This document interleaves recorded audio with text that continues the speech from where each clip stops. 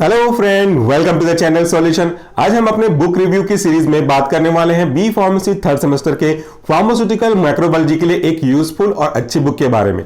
आज का जो ये बुक है वह है pharmaceutical microbiology a comprehensive approach by Ravi Kumar. ये बुक आपके न केवल बी फार्मेसी थर्ड सेमेस्टर में काम आएगी बल्कि आने वाले सेमेस्टर में अगर आप माइक्रोबायोलॉजी पढ़ रहे हैं, इम्यूनोलॉजी के रूप में फार्माकोलॉजी एक टॉपिक के अंदर पढ़ रहे हैं तो वो भी काम आएगी। लेकिन most of the cases special reference to B pharmacy third semester pharmaceutical microbiology के लिए काफी यूजफुल होगी।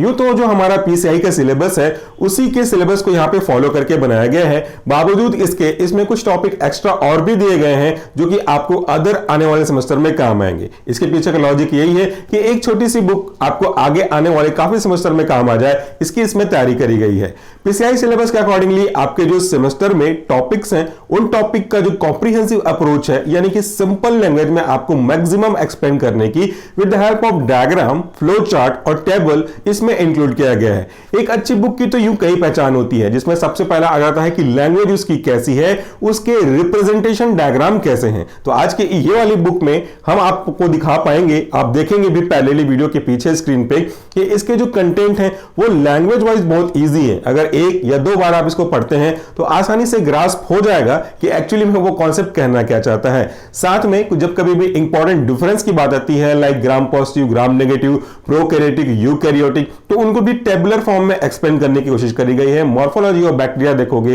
तो वहां भी आपको उनके diagrammatic representation, number of cells, number of flagella, इनके अकॉर्डिंगली भी क्लासिफाई किया गया है। उनके आकार, उनके मॉर्फोलॉजी के हिसाब से भी डिवाइड किया गया है। इसके अंदर अगर आप पलटते जाएंगे तो आपको बीच बीच में ऐसे इंपॉर्टेंट पेपर ऐड किए गए हैं, ग्लॉसी पेपर, थोड़े थिक पेपर है जिनका जीएसएम थोड़ा ज्यादा है।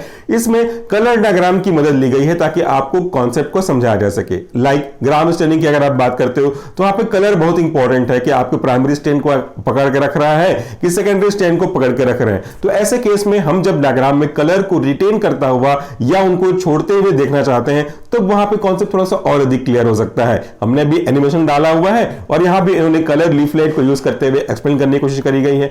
तो ये जो वीडियो है आज का थोड़ा लंबा होगा क्योंकि इसमें जो इंपॉर्टेंट टॉपिक्स हैं जो आपके बी फार्मेसी थर्ड सेमेस्टर के सेमेस्टर एग्जाम में डायरेक्टली पूछते हैं और अगर आप प्रिपरेशन करने वाले हो जीपैट की तो उसमें से भी टू द पॉइंट क्वेश्चन के रूप में निकाले जाते हैं, उनके बारे में मैं आपको दिखाऊंगा भी, समझाऊंगा भी। पैरेलली आप अपने स्क्रीन पे जो उनका टेबल ऑफ इंडेक्स है वो भी देख लेते हैं। तो किसी भी बुक की शुरुआत होती है ऑब्वियसली उनके टेबल ऑफ इंडेक्स से, यानी कि इस बुक में आपको मिलेगा क्या क्या, कौन कौन से टॉपिक कवर किए गए हैं, ये हमको जानना चाहिए, तभी तो हम बुक परचेस करेंगे। सो अगर आपकी लाइब्रेरी में है तो एक बार गो थ्रू कर लीजिएगा, देख लीजिएगा कि क्या क्या वाकई में कवर करता है। नहीं तो फिर मैं तो यहां पे आपको दिखा ही रहा हूं, ये कवर करेगा क्योंकि हम में से काफी सारे लेक्चर जो हमने बनाए हुए हैं बी फार्मेसी थर्ड सेमेस्टर के उसको इसी बुक से देख करके फॉलो किया है। और भी बुक्स हैं, उनमें से एक बुक ये भी है। तो लिस्ट ऑफ कंटेंट या हम बोले टेबल ऑफ इंडेक्स तो पैरेलली आप वीडियो के पास देखते जाइएगा क्योंकि सब कुछ एक्सप्लेन करना शायद पॉसिबल नहीं हो ओरली, तो वहां से आप देख करके समझ सकते हैं। मेनली अगर बात करूं तो इसमें इंट्रोडक्शन का पॉइंट है जहां पे prokaryote, eukaryote, microorganism, definition of microbiology, scope of microbiology, history of microbiology, development, contribution of scientist in field of microbiology include किया गया है पहले के कुछ टॉपिक्स में। हर एक टॉपिक के बाद as per your PCI syllabus आपके लिए कुछ इंपॉर्टेंट मल्टीपल चॉइस क्वेश्चन को रखे गए हैं जो कि उस टॉपिक से उठाए गए हैं। साथ में कुछ छोटे छोटे आंसर वाइज क्वेश्चन भी यहां पे ऐड कर दिए गए हैं ताकि आप उनको देख करके अंदाजा लगा सकते हैं कि इस यूनिट से, इस टॉपिक से कैसे क्वेश्चन पूछने की संभावना होती है। क्वेश्चन उनके आसपास मोल्ड करके जरूर रहेंगे तो वहां पे आपको हेल्प मिल जाएगी। तो ये पूरे टेबल ऑफ इंडेक्स है पहली चीजों में। अब टेबल ऑफ इंडेक्स के बाद आगे बढ़ते हैं हमारे कुछ इंपॉर्टेंट पॉइंट्स में। जब कभी भी माइक्रोबायोलॉजी की बात होती है तो माइक्रोस्कोप के बिना माइक्रोबायोलॉजी कहला ही नहीं सकती, पूरी हो ही नहीं सकती। और आपके सेमेस्टर एग्जाम में डिफरेंट टाइप्स ऑफ माइक्रोस्कोप ये भी है, compound microscope, face contrast microscope, dark light microscope, electron microscope. Electron के अंदर भी सेम टाइम के बारे में पूछा जाता है, कई बार हमने खुद ही क्वेश्चन दिया है बच्चों को ये मेरे एग्जाम के पॉइंट ऑफ व्यू से। तो यहां पे आपको इसी माइक्रोस्कोप का डायग्रामेटिक रिप्रेजेंटेशन के साथ साथ इसका जो रे डायग्राम है, जो इसके अंदर के रेज का मूवमेंट वाला डायग्राम है वो भी एक्सप्लेन किया गया है। आप रफ डायग्राम देखना चाहते हैं तो आप रफ डायग्राम देख सकते हैं। इसके अंदर का जो मूवमेंट ऑफ लाइट है उसको देखना चाहते हैं विद हेल्प ऑफ लेंस तो वो भी देख सकते हैं। तो यहां पे आपको डिफरेंट तरीके के माइक्रोस्कोप के basic parts, function, their internal और एक्सटर्नल स्ट्रक्चर दोनों आपको यहां से मिल जाएंगी। ये चीजें आप देख रहे हैं ना, ये जो डायग्राम है वो आपके मेन एग्जाम के लिए यूजफुल है, क्योंकि मेन एग्जाम में डायरेक्ट क्वेश्चन आता है एक्सप्लेन कंपाउंड और phase contrast microscope, dark light microscope with help of neat and clean diagram.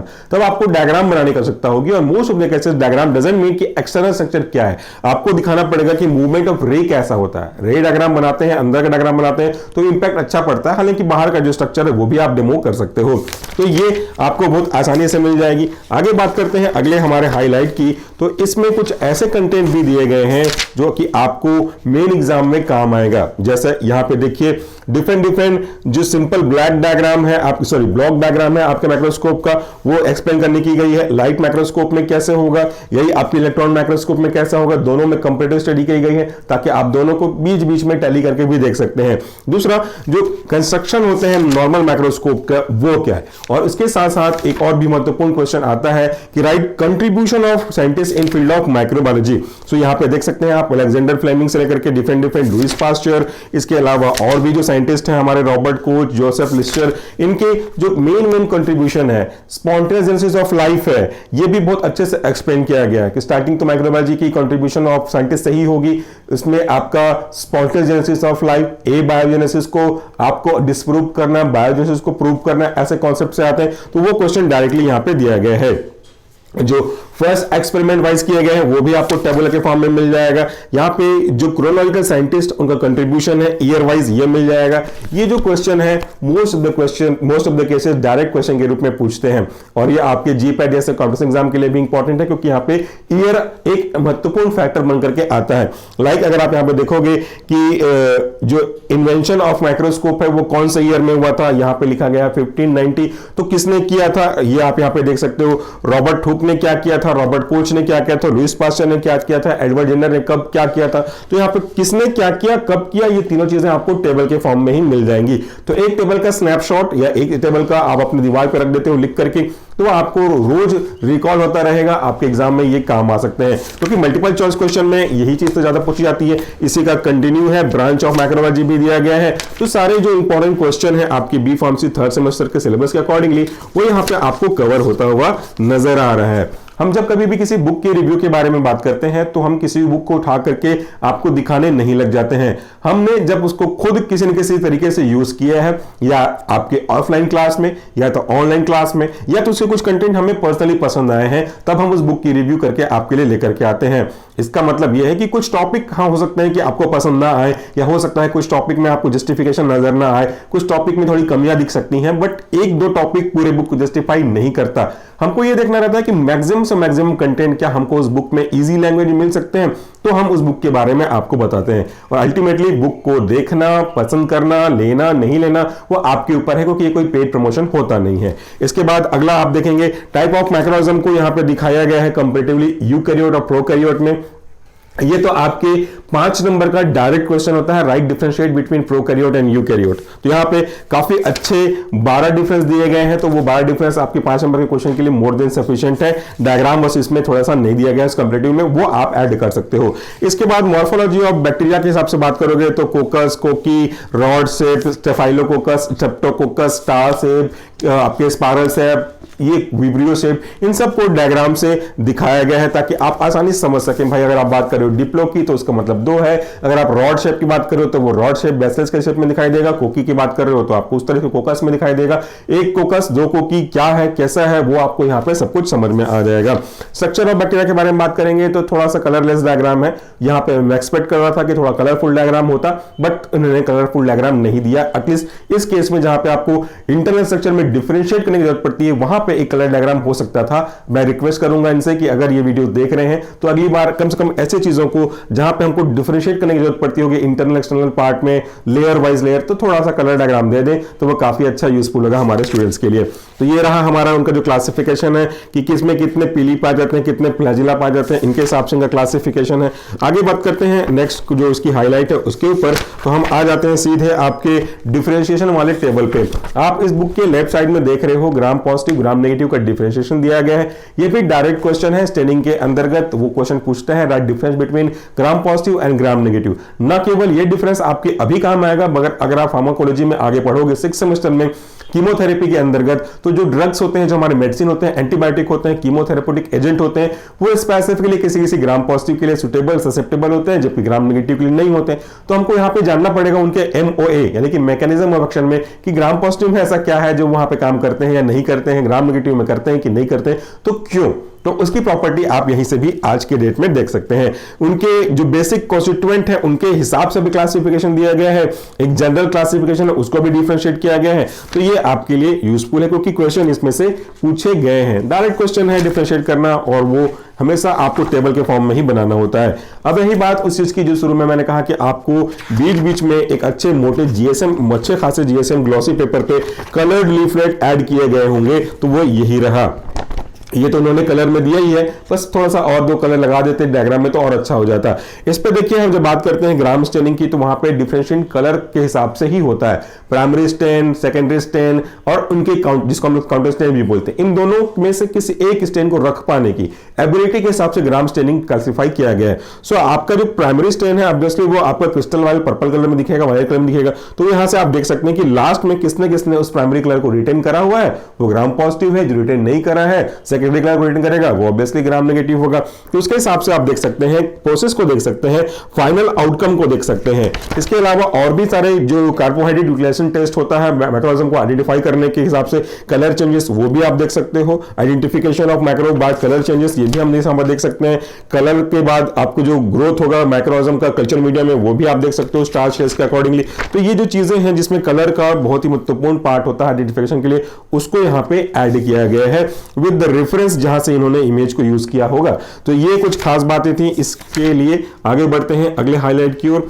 वैसे कई सारे हाईलाइट होते हैं, कुछ कुछ को ही हमको दिखाना होता है ताकि आप पॉइंट को समझ सकें। देखिए, जब हम बात करते हो स्टरलाइजेशन और डिसइंफेक्टेंट की, तो एक क्वेश्चन और आता है, ये आप हमारे क्वेश्चन पेपर पे भी देख सकते हैं। अगर आपको लगता है कि ये चीजें मैं क्यों बोल रहा हूं, तो हमारा जो मॉडल क्वेश्चन पेपर है वो भी देख सकते हो, और अगर आपके अपनी यूनिवर्सिटी होगी तो वहां के प्रीवियस ईयर के क्वेश्चन पेपर भी उठा के देख सकते हैं। यही question most of the cases पूछे गए हैं। तो यहाँ पे फैक्टर अफेक्टिंग डिसइंफेक्टेंट को भी दिया गया है, major group of disinfectant of या एंटीसेप्टिक दिया गया है। इसमें जो आपके अल्कोहल है, फिनॉल्स हैं, हेलोजेंस हैं, हाइड्रोजन पेरोक्साइड वगैरह है, हैवी मेटल्स हैं, इनको भी बहुत दिया गया है with their important mechanism of action. ये भी तो क्वेश्चन पूछता है, और हमने अभी जो बुक ये में देखा है उसमें भी यही क्वेश्चन पूछा है कि अल्कोहल का mechanism of action as a disinfectant explain करिए। तो यहां पे भी वो आपको मिल जाएगा। और भी बुक्स हो सकती हैं, लेकिन कुछ बुक में कुछ प्लस, कुछ बुक में कुछ माइनस होते हैं, तो उसी के हिसाब से हमको छांटनी पड़ती है। आप अगर सिलेबस वाइज देखोगे तो कंप्लीट सिलेबस यहां पे मिल जाएंगी, और ना केवल सिलेबस मिल रहा है बट इसकी क्वालिटी के साथ भी कॉम्प्रोमाइज की नहीं की गई है। इस बुक की थिकनेस देखकर अंदाजा लगा सकते हैं कि कोई भी चीज को शॉर्ट में निपटाया नहीं गया है। इसमें कंटेंट को दिया गया है, रेफरेंस इसके कुछ भी हो सकते हैं, लेकिन कंटेंट हमारे लिए काम के हैं। इसके बाद आप जो लार्ज स्केल पे देखते हो इंस्टॉलेशन का, वो यहाँ पे ऐड किया गया है। फैक्टर अफेक्टिंग इंस्टॉलेशन के साथ साथ जो क्वेश्चन पूछा गया है जीपैट में कि बायोलॉजिकल इंडिकेटर क्या है, फिजिकल इंडिकेटर क्या है, केमिकल इंडिकेटर क्या है, in case of identification of substance जो स्टेलाइज हो चुके हैं, confirmation of sterilisation process indicator के रूप में, वो यहाँ पे आपको मिल जाएगा काफी अच्छे तरीके से, language wise, rough diagram wise. कई जगह कलर डायग्राम की कमी मुझे खली, मगर फिर भी ये यहाँ पे उन्होंने ऐड किया है। और हम अभी भी पढ़ रहे हैं आपके एसेप्टिक एरिया के बारे में, तो वहां पे लेमिनार एयर फ्लो के बारे में पढ़ा, वर्टिकल हॉरिजॉन्टल दोनों चीजों को समझाया है। यहाँ भी उसी डायग्राम की तरह से आप देख सकते हैं, सिंपल डायग्राम यूज किया गया है उसके अंदर के फ्लो के बारे में। तो ये कुछ हाइलाइट्स हैं जो मैं आपको दिखाना चाहता था। लास्ट में बात कर लेता हूं कुछ important point regarding GPAT competitive exam के पॉइंट ऑफ व्यू से। आने वाले टॉपिक में जब हम पढ़ेंगे माइक्रोबियल आसे ऑफ एंटीबायोटिक्स, वहां पे आपको कल्चर मीडिया की जरूरत पड़ेगी, साथ में स्पेसिफिक मैक्रोऑर्गेनिज्म का नाम याद रखना पड़ेगा कि इसके रिस्पेक्ट में किस मैक्रोऑर्गेनिज्म को आप टेस्ट ऑर्गेनिज्म के रूप में यूज करोगे। सो यहां पे आपको एंटीबायोटिक का नाम दिया गया है, टेस्ट ऑर्गेनिज्म का नाम दिया गया है, और उसके कुछ स्पेसिफिक रेफरेंस नंबर दिए गए हैं जिसका एक्सप्रेशन आपको यहां पे मिल जाएगा कि किसके रेस्पेक्ट में ये चीजों को रखा गया। सो यहां पे आपका ड्रग हो गया, एग्जांपल की बात कर लेते हैं अमीकासिन, तो यहां पे दिया गया कौन सा ऑब्जेक्ट आप यूज करोगे, तो स्ट्रेप्टोकोकस ऑरस यहां पे हम यूज करेंगे। तो ये पूरा टेबल आपके काम की है। और वैसे भी और भी इसमें जो कंटेंट है, इम्यूनोलॉजिकल प्रिपरेशन है, जो कि फिलहाल अभी हमारे 3rd सेमेस्टर में नहीं है, बट आगे जाकर के आपको ये बायोटेक्नोलॉजी में काम आएगा, फार्माकोलॉजी में इम्यूनोफार्माकोलॉजी के रूप में ये काम आएगा कि antigen antibody, agglutination reaction, immunology के अंदर क्या क्या आते हैं, ये सब चीजें आपको आगे आने वाले समय में काम आएंगी। तो ये था आज का एक सिंपल सा लेकिन यूजफुल बुक रिव्यू।